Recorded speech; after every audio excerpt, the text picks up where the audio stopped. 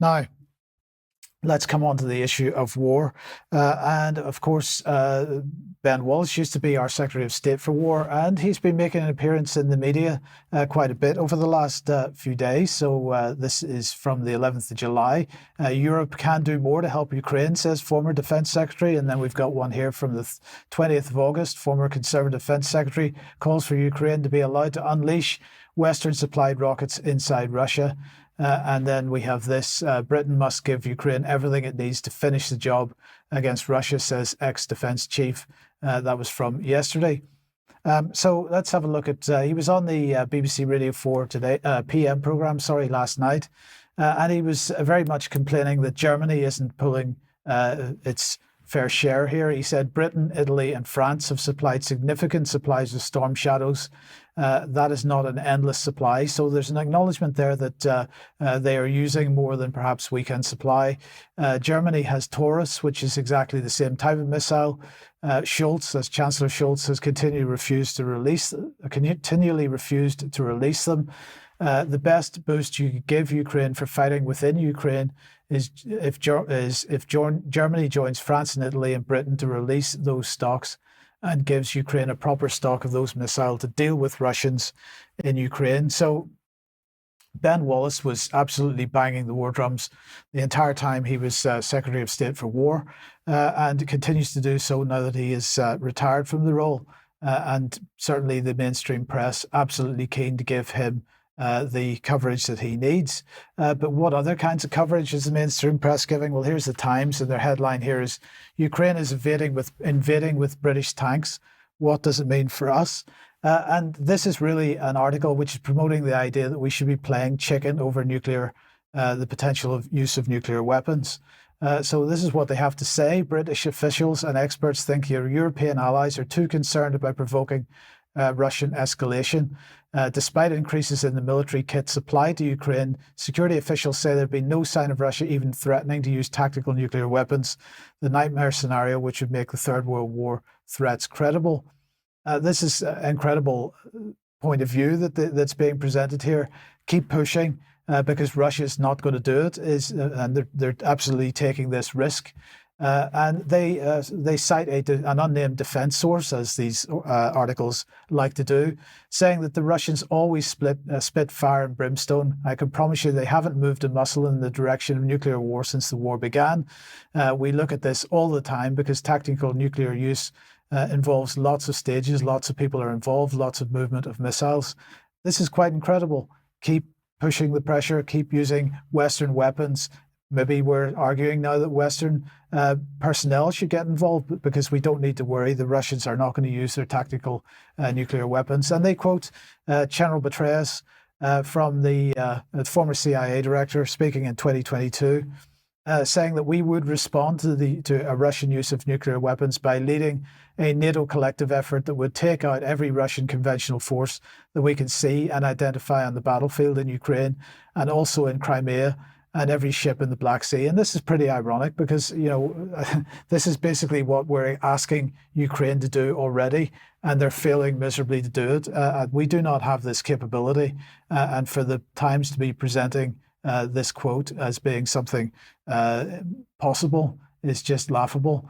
In the meantime, the Russians themselves are pushing back a little bit on Britain and British think tanks in particular. So this was a statement from a couple of days ago from the Russian Ministry of Foreign Affairs about this Foreign Ministry statement on imposing personal sanctions against representatives of UK think tanks.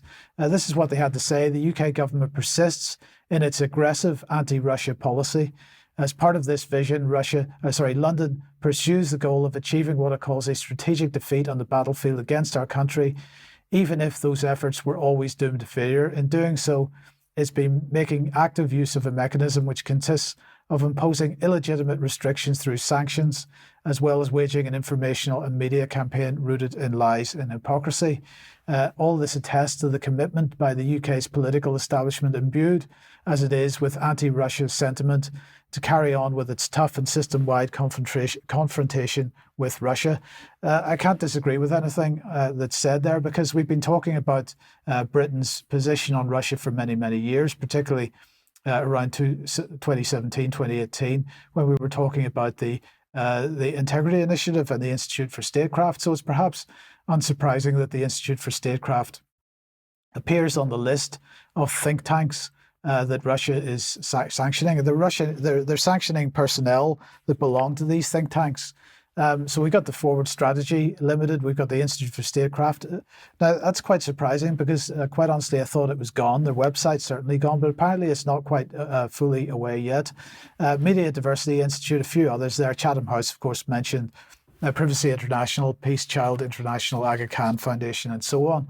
But if we consider the Institute for Statecraft, and we think about this because, of course, it was funded by the Foreign and Commonwealth Office at the time, and it was running this Integrity Initiative mechanism where basically journalists and others and think tanks were pushing out anti-Russia propaganda in 2017 and 2018 until it was highlighted how much of a scam it was. Now, I wrote this article, Integrity Initiative, a look into the deep state, in December 2018. And I just wanted to highlight some of the text on this because one of the people that was sanctioned was Daniel Lafayette.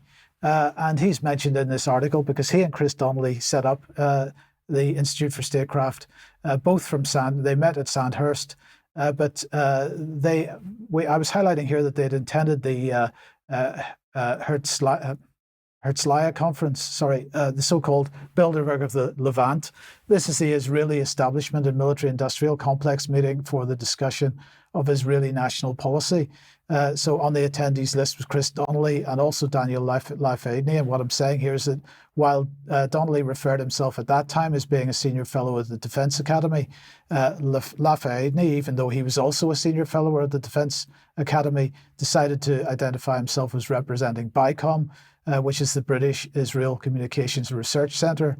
And that's a pro-Israeli advocacy organisation with very close links to the Conservative Party in the UK via Poju Sablutovitz, which is BICOM's founder and former chairman, who personally funded David Cameron's Tory leadership campaign, as well as former BICOM board member Trevor Pears, who also made donations to David Cameron and Tory constituency offices in the run-up to the 2010 election.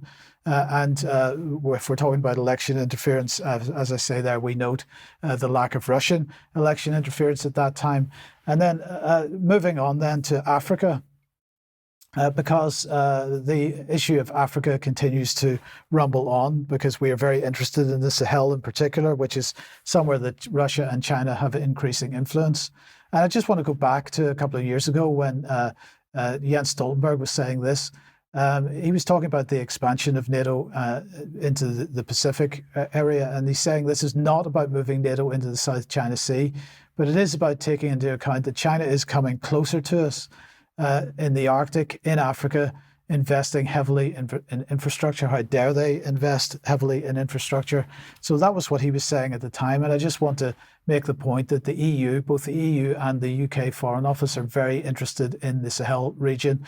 So this is the European Union External Action. This is basically their Foreign Office talking about the Sahel. This is the UK Sahel Region Development Partnership summary. And of course, the quantity of conflict stability and security fund money that goes into this area, making sure that the conflict there continues.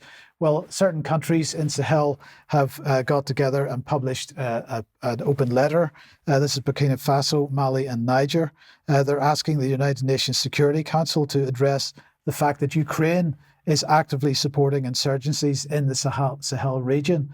And of course, Ukraine is a proxy of Britain, the EU, the United States, and so on. And they're saying that they oppose and strongly condemn the open and acknowledged support of the government of the Republic of Ukraine for international terrorism, which cannot be justified, stressing that the acts officially claimed by Ukraine, an aggressor state, constitute a direct threat to international peace and security, particularly in the Sahel region and in Africa. So this is quite incredible. Even at least one mainstream media outlet has recognized this, and that is Al Jazeera, saying Ukraine is losing the plot in Africa. Of course, Ukraine is getting involved in funding and dealing with insurgencies in the Sahel, because Russia is active there and they perceive this as being a front in the war. This is an expansion of the Ukrainian-Russian conflict into Africa, as we've been suggesting was going to happen for quite some time. So keep an eye on this. It's going to get even more interesting, I think, in the coming days, weeks, and months.